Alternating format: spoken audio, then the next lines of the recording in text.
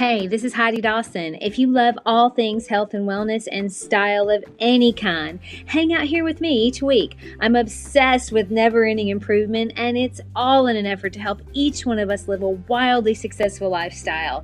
Subscribe today so you don't miss a thing. Hi, guys. Welcome to episode 276 of the Wildly Successful Lifestyle Podcast.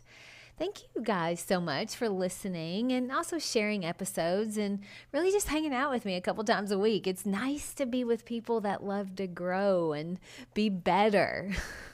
It's also nice to hear someone say good things, like how great you did. It's awesome to hear when someone says, hey, that project you did, that was amazing, perfectly done. It feels really good to hear that, but how many times have you told someone what a great job they did, but in your mind you were kind of thinking, well, if they had done this, it would have been so much better. Or the project was great, but this would have improved it greatly. I would venture to say most of us have done that. I mean, a lot of times parents will shower their kids with praise and want to protect them from any critiques and fear that their feelings will be hurt. But are we really doing them a favor by shielding them from that? Are we doing our friends and family and coworkers a favor by only giving positive feedback? Sure, it's nice to hear, but are we actually helping them become better? During one of my latest speeches I gave at Toastmasters, one of my fellow Toastmaster members, who's also a professor at Rhodes College and has been a speaking coach for a lot of years, he sent me a direct message saying how much he liked the structure and the power of my message. I thanked him and I said, hey, you didn't mention my intro. I had created the intro specifically with him in mind because of some of his previous feedback. So a few minutes later, I get another chat from him and his response was perfect. And it's why I love surrounding myself with great people. Okay, here's what he wrote back to me. He said, your intro was mediocre at best compared to the power and structure of your speech. I know this is not what you wanted to hear. I was like, ouch. But ultimately, I knew he was right. I kind of felt it. So I wrote him back and I said, actually, the truth is exactly what I want to hear because anything else weakens me as a speaker. If he had told me, yeah, your intro was also great, good job, that would have been the easy, comfortable thing for him to do. He would have felt good and I would have felt good and we'd move on with our day.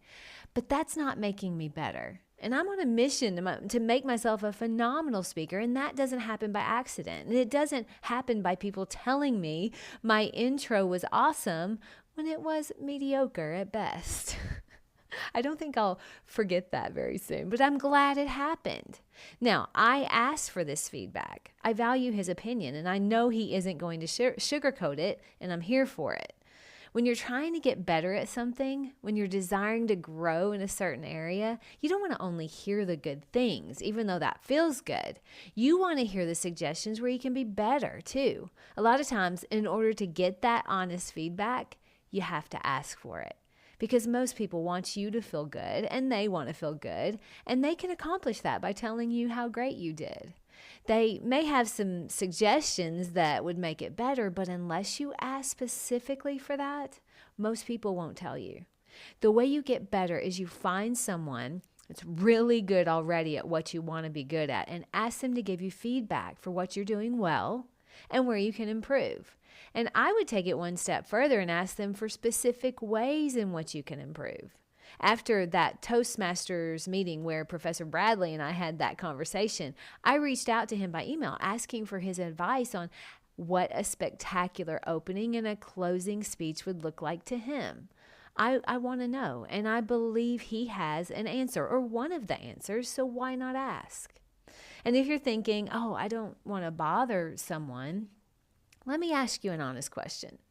When someone has come to you and asked you for help because they trust your advice, does that bother you? No. I'm going to say 99% of the time, that person, if you're sincerely asking for help, they want to help you back. It's human nature. So don't be afraid to bother someone. They'll more than likely be flattered that you're asking, especially if it's sincere. My challenge to you this week is to be open to feedback that doesn't only tell you how great you are. And by being open, I mean, go out and ask for it. Ask specifically for ways you can improve, regardless of what you're trying to master. There's probably someone that's already mastered it. Seek them out.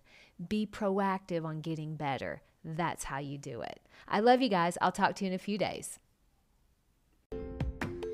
Don't forget to subscribe and share with your friends, because we're just going to keep going bigger and better places together, and I love that about us. Talk to you in a few days.